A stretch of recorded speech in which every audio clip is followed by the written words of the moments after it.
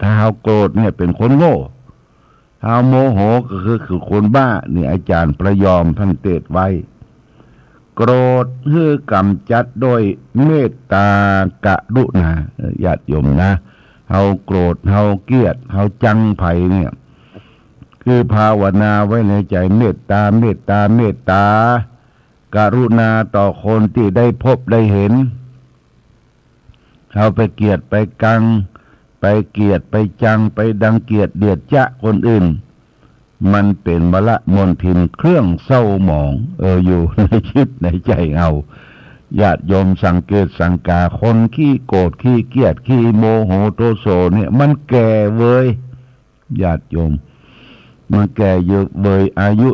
40-50เนี่ยปาเข้าไป70-80ละหน้าโลกโกโวนะปลายบ่ปอกฟันในปากในฟันก็เลาะลุนเลาะลุดไปนี่เนี่ยยังก็บ่าอุทะดังใจเพราะอย่างเพราะความโกรธมันฝังอยู่ในจิตในใจนี่ฆ่าความโกรธเสียด้วยเมตตากรุณานี่เป็นมนทินข้อหนึ่งโกรธมนทินข้อที่สองคือลบหลู่บุญคุณท่านลบหลู่บุญคุณท่านเนี่ยกำจัดเสียด้วยกตัญญูกตเวทิตากตัญญูกตเวทีนะลบหลู่เนี่ยกำจัดการลบหลู่บุญคุณท่านนี่เปิ้นว่าบดีโบราณเปิ้นสอนว่าไปอยู่ใต้ร่มไม้ต้นใดอย่าไปหักกิ่งก้านสาขาคือเฮอร่มเฮอเงาเฮาเฮอกึดญาติโยมเฮอกึดว่าเฮาไปเปิ้งปะอาศัยเปิ้นจะไปหักกิ่งไม้เฮามีครูบาอาจารย์เป็นผู้มีอุปการะคุณมีพ่อมีแม่เป็นผู้กำเนิดเกิดเฮามาถ้าไปลบหลู่บุญคุณของพ่อแม่ครูบาอาจารย์หรือคนที่มีอุปการะคุณเนี่ยเพิ่นว่าเป็นมลทินเป็นเครื่องเศร้าหมองกำจัดเสียโดยนะกตัญญูกตเวทีกตัญญูรู้คุณกตเวทีตอบแทนคุณนะญาติโยมจำไว้เนอะบทกลอนบทหนึ่งท่านว่าแม้นว่าใครเอื้อเฟื้อเกื้อหนุนจงแทนคุณจนกว่าจะอาสัน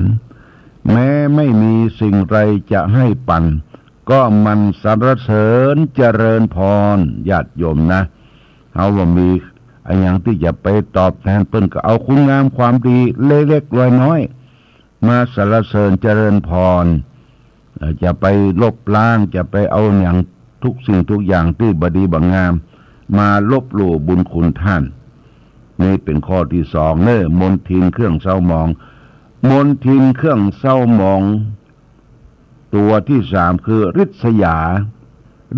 านี่ก็คือขวายนะญาติโยมขวายเปิ้นอิจฉาเปิ้นริษยาเปิ้นหันเปิ้นดีอดรนทนจูบ่ได้หันเปิ้นขี้ร้ายก็ไปดูแค้นแหมมันตึงใจบ่ได้ญาติโยมนะริษยาเนี่ยริษยาเป็นมรมนทินกำจัดเสียโดยมุทิตาจิตนี่เปิ้นมีมุทิตาจิตคอยเอื้อเฟื้อยกย่องเทิดทูนยินดีสีไข่กับคนที่เปิ้นได้ดิบได้ดีเปิ้นสำเร็จผลในความตั้งใจทำงานของเปิ้นยกตัวอย่างง่ายๆเปิ้นถูกหวยรวยเบอร์มีบุญมาวาสนาส่งเปิ้นร่ำเปิ้นรวยอย่าไปริษยาบางคนบอกคิดหน้าคิดหลังจะไปว่าเปิ้นเหมือนชิบหายละวะพวกก็ไปเกี่ยวกันอย่างอโมทนากะเด้อว่าอโมทนาเปิ้นมีบุญเก่ามีบุญกุศลเนี่ยคือเมื่อริษยาและแสดงตนเป็นผลที่มุทิตาจิตพลอยยินดีกับคนที่ได้ดิบได้ดี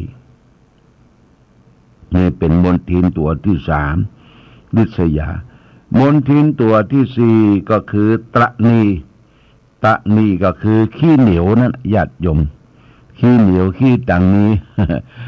ขี้เหนียวขี้ตังนี้จะกินก็กลัวผานจะตานก็กลัวซึ่งบะจกบะจายบะกินบะตาน คนโบราณว่าคนไหนครอบครัวใดบ่กินมาตานเปิ้นว่ากินข้าวหายตันวะนะกินข้าวหายตันจะเจริญบ้างมีนี่ยากเพราะฉะนั้นเมื่อเฮาตะนีนี่ก็เป็นมรมนทินเครื่องเศร้าหมองกำจัดเสียโดยจาคะจาคะแปลว่าแบ่งปันสละสิ่งของตนคือเป็นประโยชน์กับของคนอื่นประโยชน์คนอื่นนี่ข้อที่สี่นะตรีเนอเป็นมนทินเครื่องเศร้าหมองข้อที่ห้ามายานี่เป็นความเจ้าเล่ห์ญาติโยมนะเจ้าเล่ห์มารยาสาไถเป็นเจ้าเล่ห์ถ้าอู้กระเปิ้นตาล็อกแลกแล้วก็ไหวสานี่บ่ใช่เอามือไปไหวนะไหวเพราะความจำเป็นบ่เอาใจไปไหวหวัดดีเจ้าหวัดดีข้าหวัดดีครับนี่แต่จิตใจนี่ซ่อนดาบไว้ตั้งหลังด้วยว่ามายาที่เป็นบนทินตัวหนึ่งกำจัดเสียด้วยความจริงญาติโยมความจริงนี่มาแก้ไขมายาคนเฮาต้องจริงจาก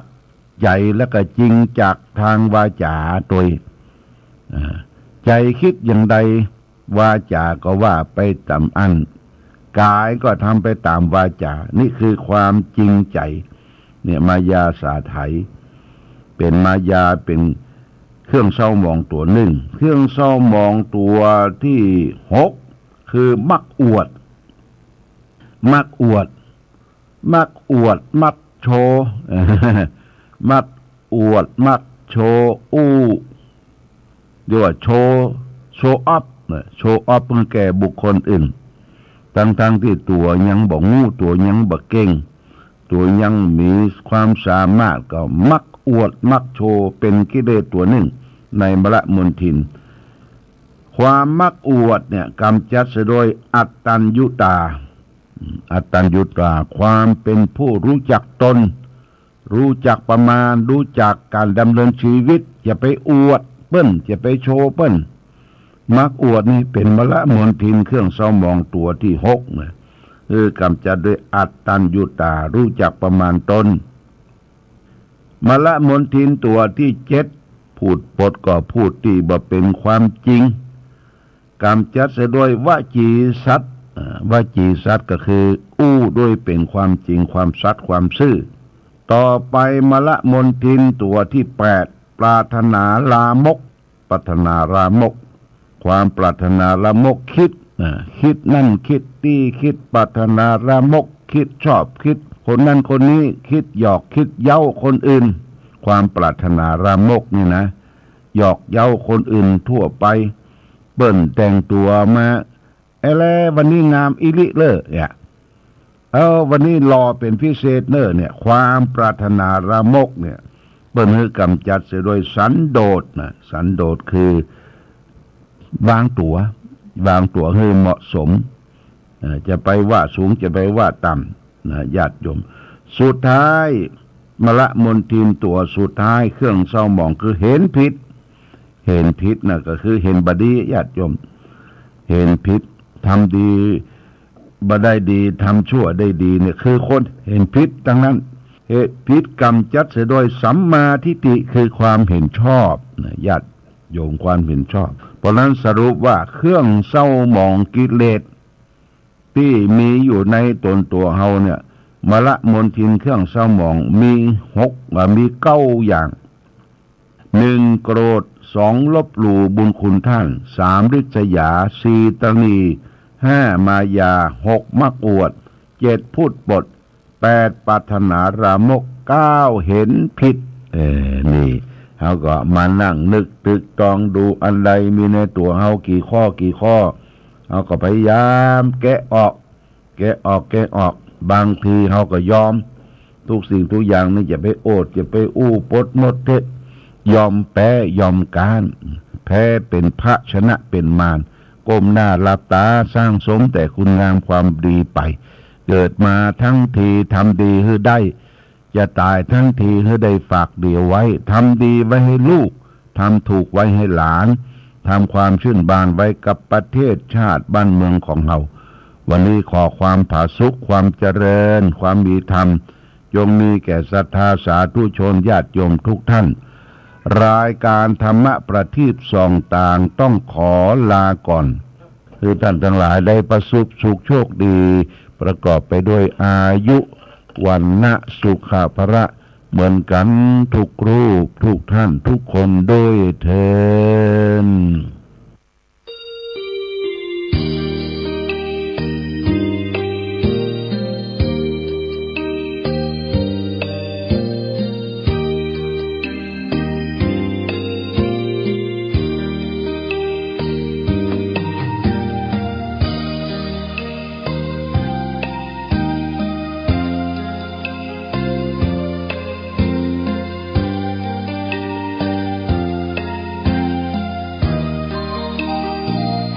เวียงฟ้างเมืองบุญอุ่นไอถึงชัยประการน้ำกกแม่อายไหลผ่านสองฝั่งสายทานอุดมสมบูรณ์เมืองไม้งามอารามเอื้องหลวงดอกคูณชูช่อรอแสงอรุณเหมือนบุญหนุนนำให้มาแม่อายยามนี้ไม่มีเสียงใครสะอื้นสวยสดผู้สาวงามชื่นยามยิ้มละรื่นชื่นในอุราช่างงามพร้อมผุดผ่องผิวพรรณจัญญาช้างเผือกในภูมิพัฒนาเพียงพบศบตาพาใจอาวรณ์พระเจ้าพรหมสร้างสมเวียงชัยประการสืบลูกสืบหลานเป็นตำนานเหมือนดังละครเหนื่อยยากเพียงใดทรงใส่ใจข้าราษฎรเชียงแสนแม่อายท่าตอนทรงขวาตอนร่วมเป็นธานีควรจงภูมิใจเทิดไว้เหนือกล้าวเกศาพระคุณมากล้นพันละนาสร้างเมืองมานับกว่าพันปีกอบกู้เวียงร้างสร้างวัดวิหารเจดีย์เรามีสุขทุกวันนี้เพราะพระบารมีของพระเจ้าพรหม